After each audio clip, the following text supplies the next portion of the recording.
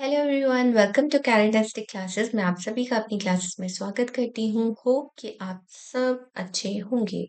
आज की ये वीडियो होने वाली है बिल्कुल धमाकेदार। उसके रीज़न ये है कि अगर आप एक परेशान स्टूडेंट या एस्पिरेंट हो, अपने टाइम को मैनेज नहीं कर पा रहे, हार्ड वर्क बहुत ज़्यादा कर रहे हो बट रिजल्ट के साथ इक्वेट नहीं हो रहा, तो ये वीडियो बनी है आपके लिए।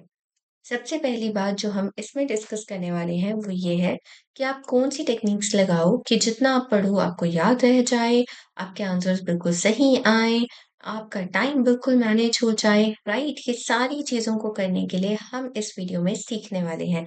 तो अगर आप ऐसी कोई भी प्रॉब्लम जो है, जो स्टडी से रिलेटेड है, अगर आप उसको फेस कर रहे हो, तो ये वीडियो बना है आपके लिए।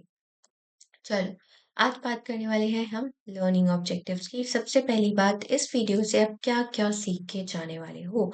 मेमोरी रिटेंशन, मेन पॉइंट्स के नीचे पहला है memory retention. What is memory retention? जो पढ़ रहे हो वो याद रह जाए, ये बहुत इम्पोर्टेंट बात है। जब आप अपने घर पे बिस्तर में अपने स्टडी टेबल पे चीज़ों को पढ़ रहे हो, तो आप ऐसे धड़ाधड़ चीज़ों को कर रहे हो। मतलब ऐसे स्पेस बिल्कुल ऐसे स्पीड बिल्कुल ऐसे मक्खन की तरह कर रहे हो, राइट? बट जब आप एग्ज़ाम में गए, आपने आंसर शीट खोली, क्वेश्चन पेपर को देखा, तो आप बिल्कुल ब्लैंक हो गए। मेरे पीछे बोर्ड जैसे है ना व्हाइट कलर का, वैसे ही आपकी मेमोरी बिल्कुल ऐसे बिल्कुल साफ़ हो जाती है। तो अगर आप ऐसा नहीं करना चाहते और आप चाहते हो कि आप जाओ और आपको बिल्कुल धड़ाधड़ जैसे स्लाइड को बिल्कुल प्रेज़ेंटेबल है, ऐसे ही आंसर्स आपके प्रेज़ेंटेबल हों, तो वो टेक्नीक आपको सीखनी पड़ेगी। सेकंड आता है ऑप्टिमाइज़ स्टडी टाइम। ये आप और मैं, ठीक है, आप सब मेरे गवाह बन जाओ कि हर किसी के पास दिन में 24 घंटे ही होते हैं, मतलब 24 आवर्स अ डे। इतना ही टाइम सबको मिलता है, तो इतने टाइम को कैसे कंज़्यूम करना है, इसके बारे में बात करेंगे कि 24 आवर्स को कैसे यूटिलाइज़ करो कि आपका जो रिज़ल्ट है, वो बहुत क्या आए, अच्छा आए। मतलब जैसा आपने सोचा है ना, आपकी उम्मीदों पे खरे उतरो आप, ये ज़्यादा ज़रूरी है। थर्ड है स्ट्रेस एंड बर्नआउट।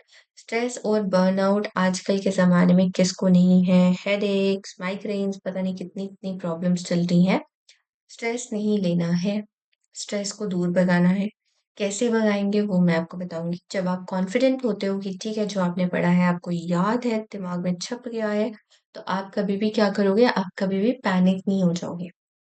पैनिक तो होगे ही नहीं, क्योंकि जो पढ़ा है आता सब है, तो फिर पैनिक क्यों करना, बर्नआउट क्यों फ़ील करना कि नहीं मुझसे नहीं होगा। हार मान ली, तो हार बिल्कुल नहीं माननी है, क्योंकि मन के जीते जीत है, मन के हारे हार। चलो, अब बात करने वाले हैं हम core principles of effective learning पे। ऐसे कौन से रामबन तरीके हम अपनाएं कि रिजल्ट जो है बस आए ही आए और हमारे ही हित में आए। तो सबसे पहले है एक्टिव एंगेजमेंट। मतलब कि जो चीजें आप इंस्टेंटली पढ़ रहे हो उसका मीनिंग भी आप उसी वक्त ड्रॉ कर रहे हो, डिले नहीं करना है। मतलब कि एक एक्टिव हो गया, एक पैसिव हो गया। पैसिव में क्या हो गया कि आपने एक बुक खोली, आपने उसको पढ़ना शुरू किया, ठीक है, आप बुक को रीड कर रहे हो, बट आपने इंस्टेंटली उसका मीनिंग नहीं ड्रॉ किया। एक्टिव एंगेजमेंट का मतलब है चाहे आप 15 मिनट के लिए, 15 टू 20 मिनट्स के लिए ही पढ़ाई करो, बट वो 15-20 मिनट्स कंप्लीटली आपके फ़ोकस्ड होने चाहिए, जहाँ पे आपने जो पढ़ा है, वो आपको पता तो चले कि आपने पढ़ा क्या है। सेकंड है रिपिटिशन।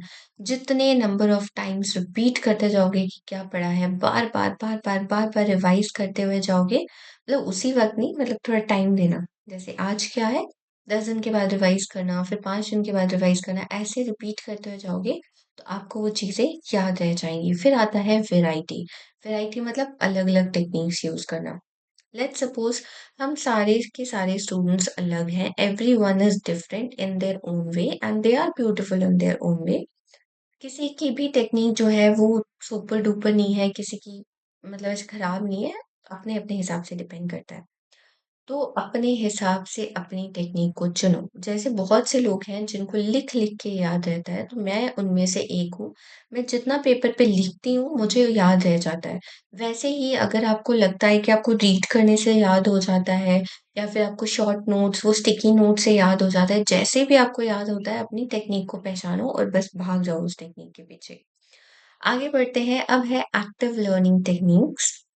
एक्टिव लर्निंग टेक्निक में सबसे पहली आती है डिस्कशन। जब आपने कोई टॉपिक पढ़ लिया है, लेट्स सपोज़ कि आपने इंडियन इंडिपेंडेंस को पढ़ लिया है।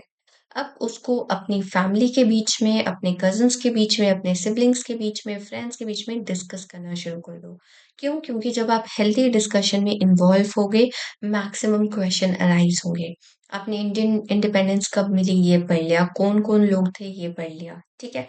बट लेट्स सपोज़ कि उसमें एक डिस्कशन में ऐसा क्वेश्चन अराइज़ हो, यार इंडियन कॉन्स्टिट्यूशन किसने लिखा था? है ना? तो कोई आपसे ये पूछ सकता है कि ठीक है, तुमने पढ़ा है, तुम मुझे अब ये बताओ कि इंडियन कॉन्स्टिट्यूशन किसने लिखा था?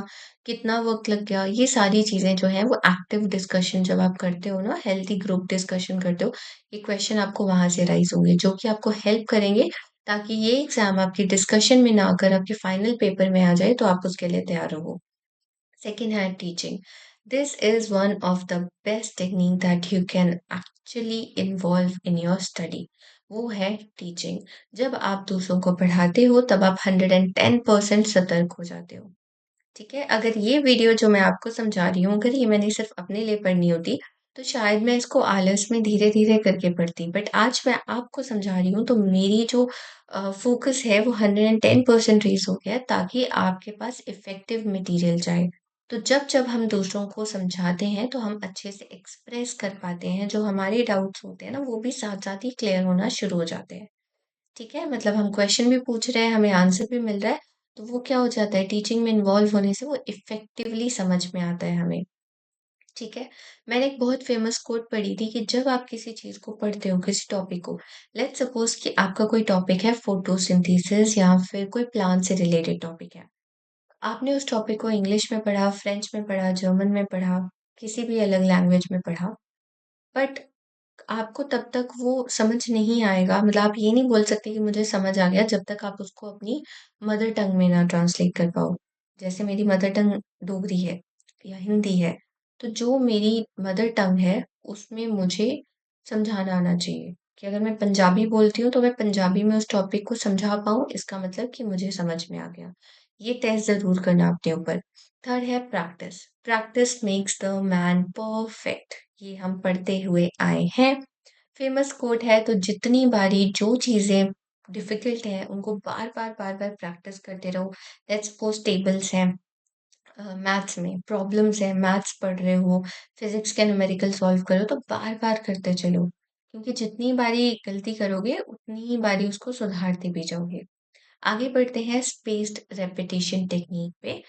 स्पेस्ड रेपिटेशन टेक्नीक का मतलब है कि जो आपने पढ़ा है उसको रिव्यू करना मतलब रिवाइज करना उसको और थोड़े-थोड़े टाइम के इंटरवल्स के बाद मतलब फिक्स्ड इंटरवल्स के बाद उसको रिवाइज करना और इंटरवल्स को बढ़ा देना। इंटरवल का क्या मतलब है?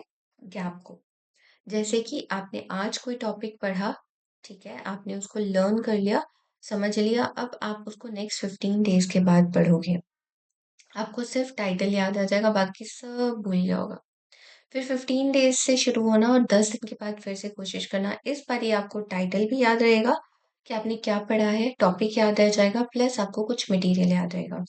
फिर 10 दिन से शुरू होना, 7 दिन के बाद, फिर 5 दिन, 2 दिन, ऐसे-ऐसे करके ना इंटरवल्स को बढ़ाते जाना कि आप बार-बार उस इन्फॉर्मेशन को खुद से रिपीट करते जाओ। जितनी बारी रिपीट करोगे, उतना और ज़्यादा वो टॉपिक आपके दिल और दिमाग में बैठना शुरू होगा। इसको कहते हैं स्पेस्ड रेपिटेशन टेक्निक। एक बारी पढ़ा और सीधा एग्ज़ाम देने चले गए, तो वो आपको रिटेन नहीं रहेगा। शॉर्टर पीरियड के लिए हो सकता है आपके माइंड में रिटेन हो जाए, बट बाद में वो आपके मेमोरी से वॉश आउट हो जाएगा। तो ये लॉन्ग टर्म इन्फॉर्मेशन को अपने ब्रेन में रखने का सबसे अच्छा तरीका है कि स्पेस्ड रेपिटेशन टेक्निक को अपनाओ मतलब ज़्यादा से ज़्यादा बार रिवाइज़ करने की कोशिश करो। कम पढ़ो बट ज़्यादा रिवाइज़ करो। Then we have pomodoro technique.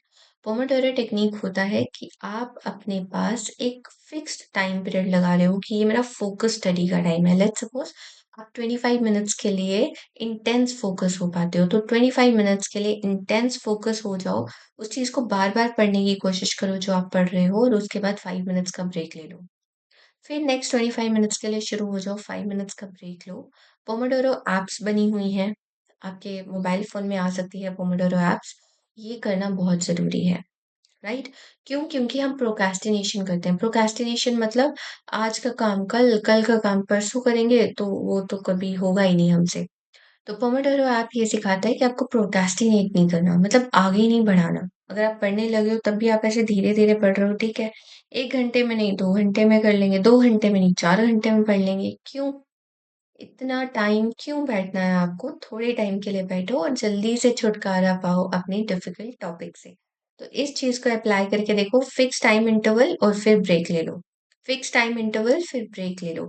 ऐसे करके करो, देखना आपकी मोटिवेशन और आपका फ़ोकस दोनों ही चेंज हो जाएँगे। देन है managing the learning environment, quite space. अपना कोई ऐसा कॉर्नर ढूँढो जहाँ पे आपको बहुत ज़्यादा शोर ना सुनना पड़े। बिल्कुल वैक्यूम तो नहीं क्रिएट होगा कि बिल्कुल आवाज़ ही आना बंद हो जाए, बट स्टिल थोड़ी बहुत आवाज़ हर जगह होगी ही होगी, बट अपना एक क्वाइट कॉर्नर, अपनी एक स्पेस चूज़ कर लो। जो भी आपका कंफर्ट ज़ोन है, आपको लगता है कि ठीक है, मुझे इस कोने में बैठ के पढ़ना अच्छा लगता है, वहाँ पे पढ़ाई शुरू कर दो, अपने कंफर्ट से देखना। Then we have physical conditions, lighting होनी चाहिए। बंद कमरे में आप बैठे हो, तो लाइट ही नहीं है, तो नहीं, आपकी आँखों पे बहुत स्ट्रेस पड़ेगा एंड सारा माइंड ना फिर आपकी हेडेक शुरू हो जाएगी, फिर आपका पूरा माइंड हेडेक की ओर चला जाएगा, राइट? या फिर आप बहुत अनईज़ी कंडीशन में बैठे हो, जैसे चेयर पे बैठे हो बट बहुत अनईज़ी हो, थोड़ा टाइम के बाद आपके कमर में दर्द शुरू हो जाएगी। तो प्लीज़ उन चीज़ों को ध्यान में रखो कि आपका कम्फर्ट भी हो उसमें।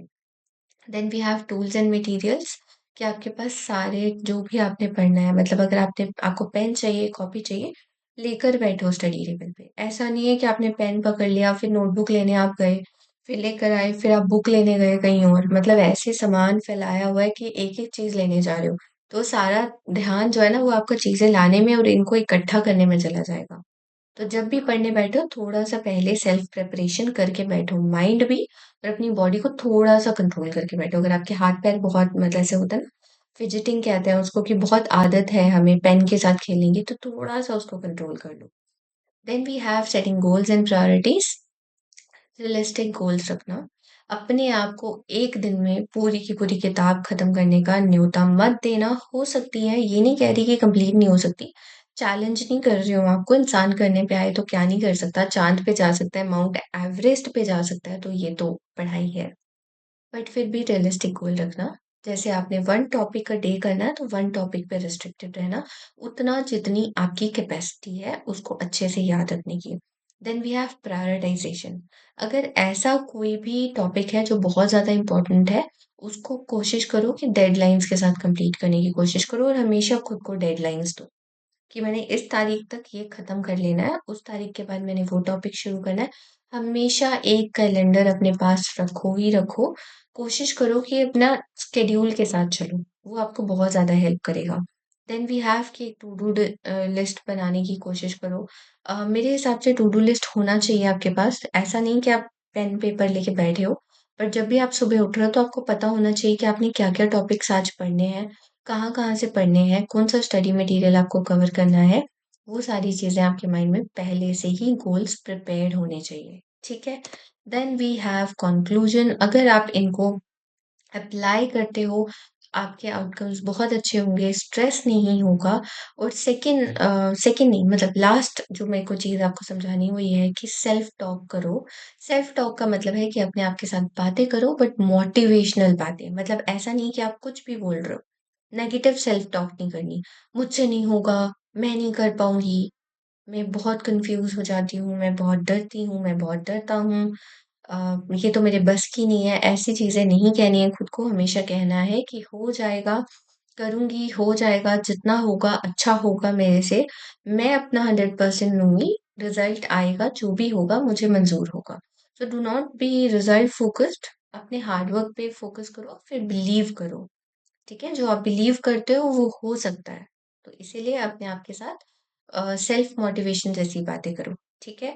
इसी के साथ हम करते हैं एंड अपनी वीडियो को, और यहीं पे हम समाप्ति कर रहे हैं। तो अगर आपको ये वीडियो पसंद आई हो तो लाइक ज़रूर करना, कमेंट ज़रूर लिखना। आप कौन-कौन सी टेक्नीक लगाते हो या आपकी क्या स्ट्रैटेजी है पढ़ाई करने की, तो कमेंट सेक्शन में ज़रूर शेयर करना। बाय, मिलते हैं अगली वीडियो में। Take care.